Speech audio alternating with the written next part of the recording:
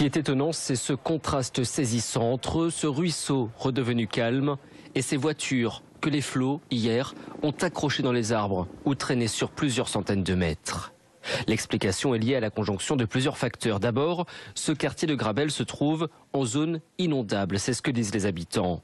Ensuite, des digues ont sauté, l'eau est montée subitement. Ça s'est passé en quelques heures seulement. Regardez ce Rio Massel, c'est ce petit ruisseau qui d'habitude, d'après les riverains, n'est qu'un mince filet d'eau. Il a complètement débordé en quelques heures la nuit de lundi à mardi. Il s'est transformé en torrent. Il est venu inonder les maisons situées à proximité. Je suis avec Emma Aziza. Bonjour, vous êtes hydrologue, experte en risque inondation. Comment on peut expliquer un tel phénomène aussi violent?